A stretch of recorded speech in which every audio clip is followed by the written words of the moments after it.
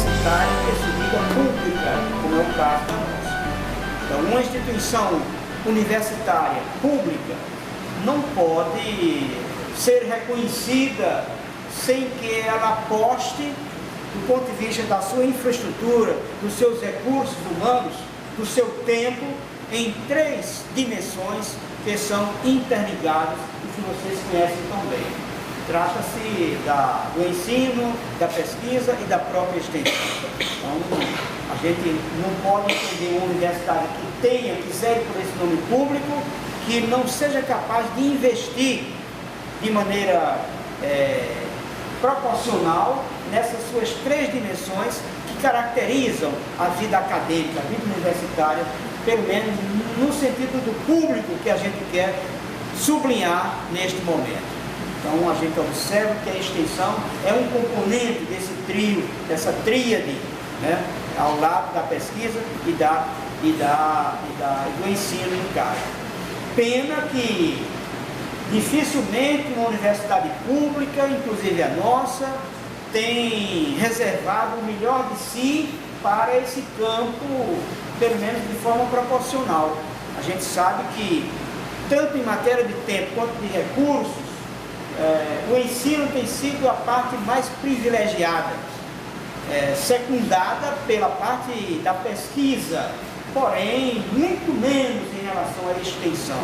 E olhem que a nossa universidade é uma das mais referenciais no país em matéria de extensão. Mesmo assim, basta que a gente pergunte quantos nós somos do segmento docente, quanto nós somos do segmento discente, quanto nós somos do segmento técnico-administrativo. E em cada um, qual é a proporção de gente que a gente tem trabalhando na parte de extensão. Então, a gente está muito longe da excelência, está muito longe do desejável para uma escola pública, mesmo sendo nós uma referência nacional. Aquela fatia, aquela dimensão da universidade que tem mais uma relação orgânica com a sociedade, que tem aquele potencial de público mais trabalhado, é a extensão. No entanto, as coisas andam um tanto invertidas, Uma escola pública que é exatamente chamada a servir a sociedade, despreza, ou pelo menos não aposta de maneira proporcional, como aposta no ensino, como aposta na pesquisa, naquela dimensão que é exatamente a porta de encontro mais fecunda com a sociedade, nas suas diversas forças, nas suas diversas expressões. Mesmo a sociedade...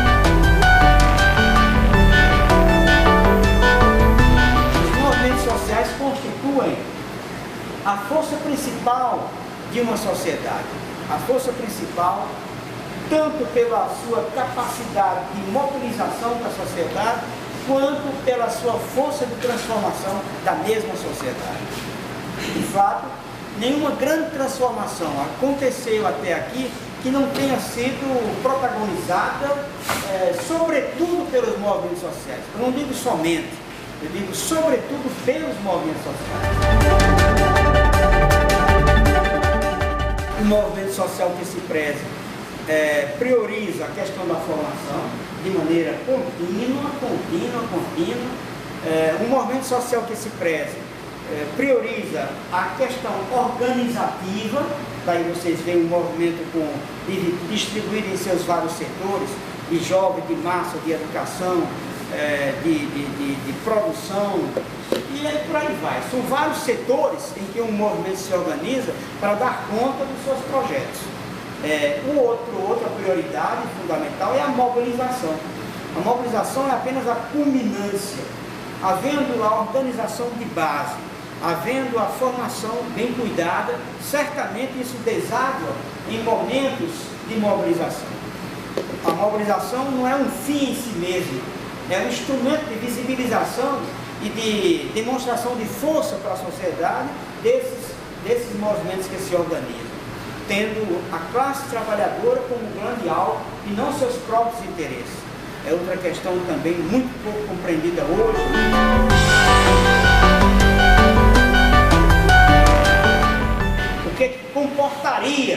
uma análise de conjuntura, comportaria que a gente levantasse os desafios maiores da atualidade, isso com a contribuição de todo mundo aqui, levantar na área econômica, na área política, na área cultural, quais são as grandes ocorrências impactantes do momento, levantar essa parte aí, procurar ver nessas ações que a gente relembra quais são os atores principais, quais são os protagonistas, tanto do lado da classe dominante quanto do lado da classe dominada.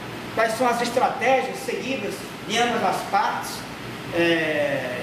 quais são também os desafios, né? Quais são os projetos de sociedade que andam aí em dimensionamento, em disputa, quais são esses projetos de sociedade.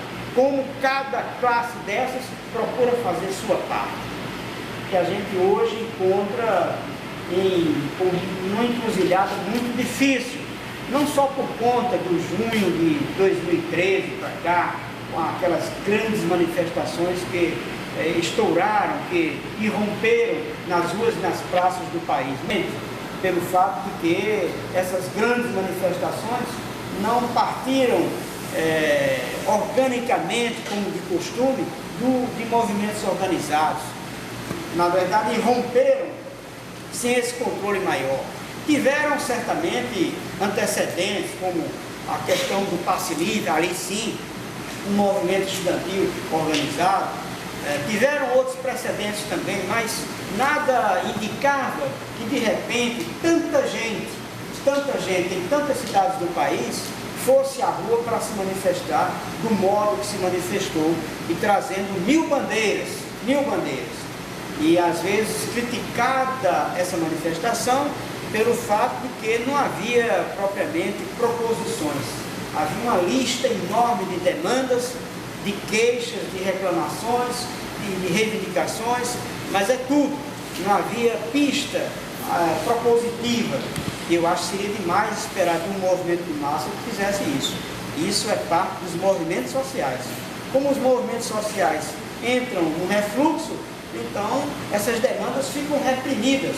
E mais cedo, mais tarde, estouram no meio da rua, como aconteceu. E assim, não vale estar criticando as manifestações por elas terem dado o recado que nós, dos movimentos sociais, deveríamos ter dado incessantemente. E não fizemos, pelo menos a contento. Então, é ainda ao calor dessa conjuntura que a gente se encontra. Essa conjuntura agravada por esse clima de Copa, por esse clima eleitoral também, que perde cada dia mais credibilidade, mesmo em setores menos organizados da sociedade, perde credibilidade também.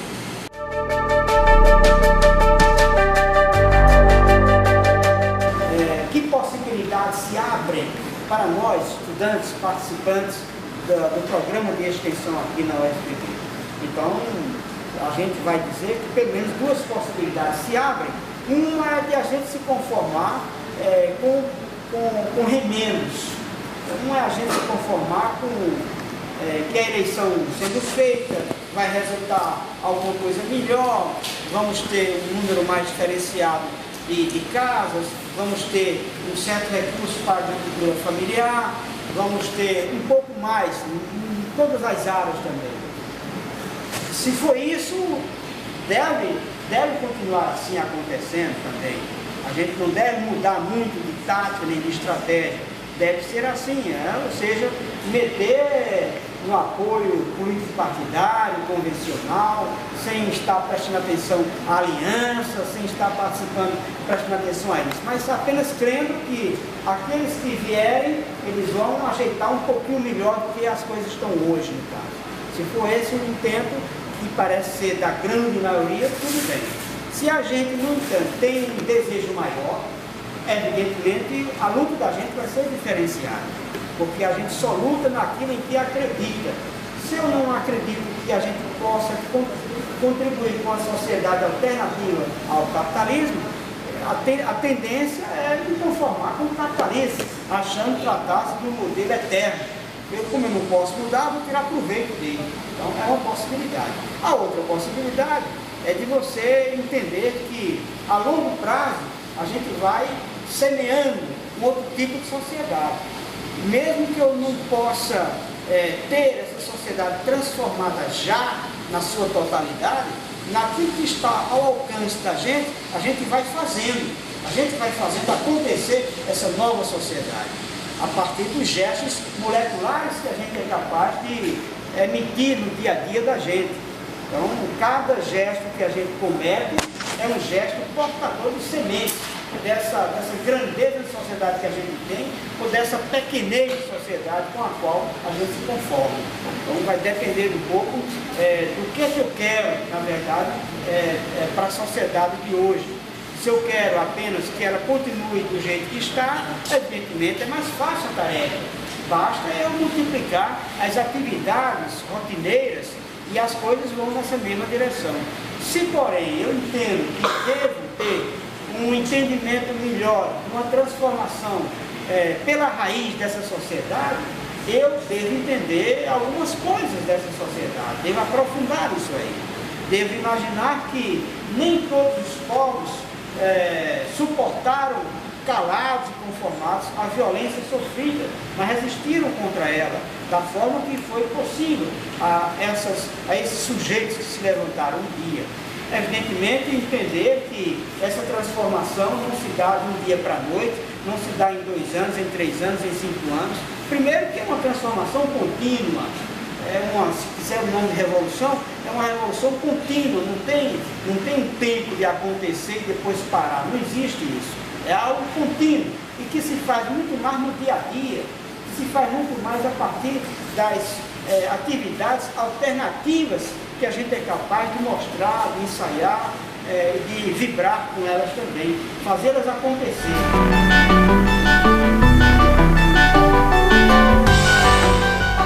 Como eu parti logo no primeiro período para trabalhar com a educação popular e consciência popular, eu senti muita dificuldade, por exemplo, como atualmente eu trabalho com pessoas com sofrimento mental, na garantia de direitos dessas pessoas, e pessoas, por exemplo, moradoras de rua também, como esse processo de educação de 7 períodos no curso de Direito, hoje em dia, quando eu saio na rua para fazer alguma atividade ou fora dessa atividade, ele muitas vezes me atrapalha. Por exemplo, de olhar para uma pessoa e enxergar não um ser humano, não uma morador de rua que tem uma conjuntura, mas olhar, por exemplo, muitas vezes eu me pego pensando na minha pesquisa e não podendo aproveitar o encontro que aquela pessoa pode me proporcionar, enfim, e que eu também posso dialogar com ela. E eu queria que falasse um pouquinho desse processo de como a academia acaba atrapalhando e não contribuindo, poderia, por exemplo, contribuir com a memória de normas sociais,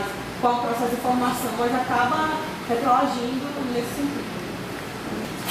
Olívia, vindo de uma área muito conhecida na parte do direito, então manifesta inquietação que não é estranha, imagino, a nós outros e outras áreas também.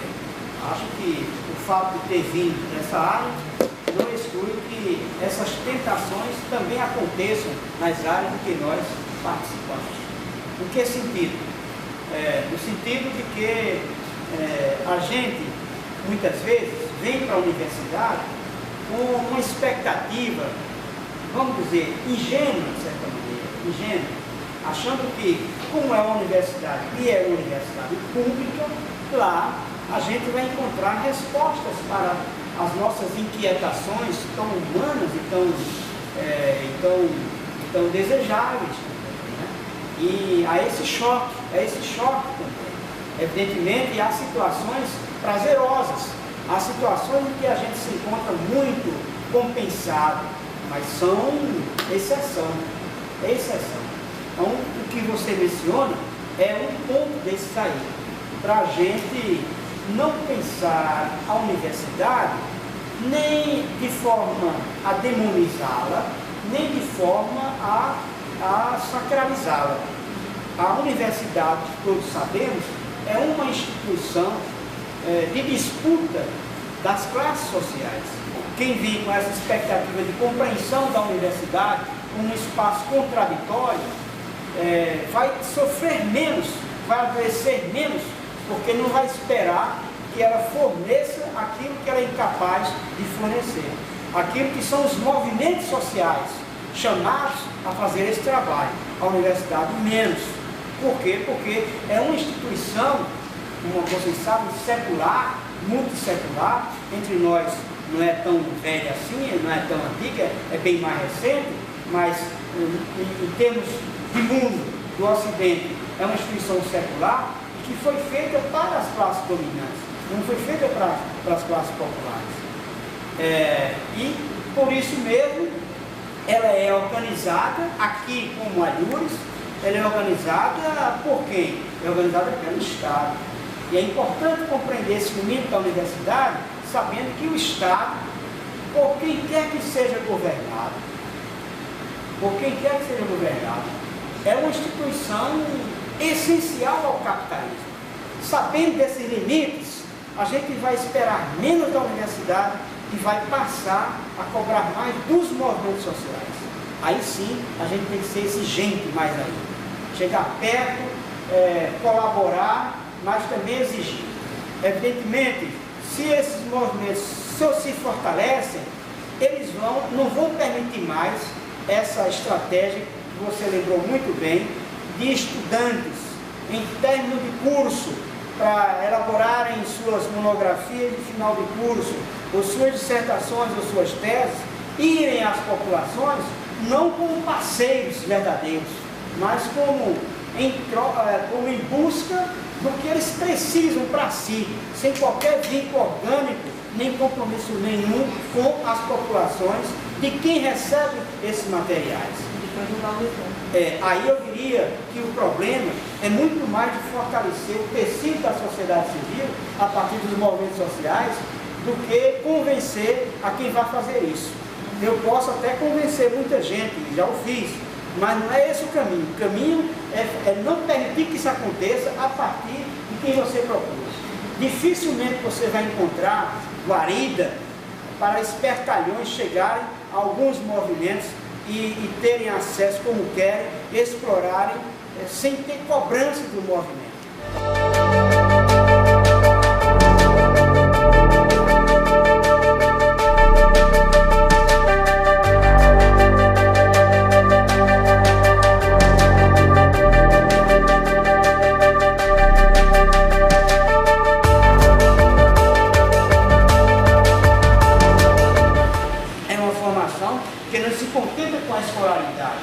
Evidentemente eu prezo pela escolaridade. Passei em torno de um quarto de século na escola.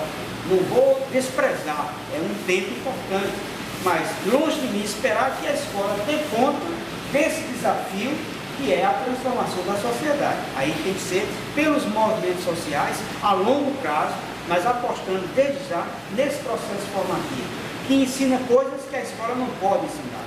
Ensina a necessidade da consciência de nossa finitude, de nossos limites, mas ensina também a consciência de nossas potencialidades, descobrir de quanto a gente é capaz.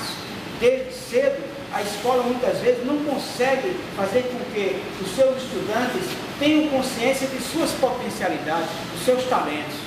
Raras são aquelas ocasiões em que aquelas pessoas que frequentam as salas de aula, cheias de talentos, elas próprias desconhecem porque não tiveram ocasião de descobrir seus próprios talentos.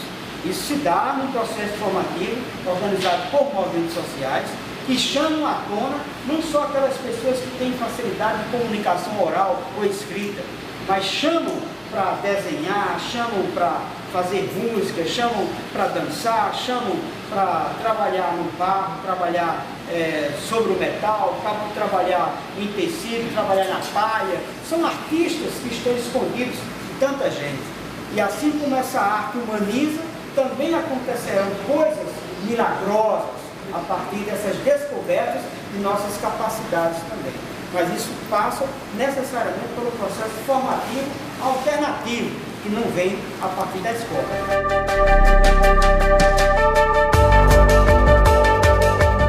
O encontro de hoje foi com o professor Alda Júlio, que trouxe a experiência dele na extensão e com relação à prática dos movimentos sociais e a essa relação com a extensão popular. Minha expectativa já era muito grande por conhecer o professor conversou de outros espaços, mas acho que o dia de hoje ele problematizou, né, a atividade da gente extensionista aqui na UFPB e proporcionou que a gente pudesse refletir nossas práticas e pensar quais são os nossos limites, qual a conjuntura que a gente está, o que a gente pode fazer, o que não pode, e dialogar com os outros cursos, né, com outras pessoas, qual é o posicionamento das outras pessoas frente aos movimentos sociais, qual a importância desses movimentos na transformação da realidade.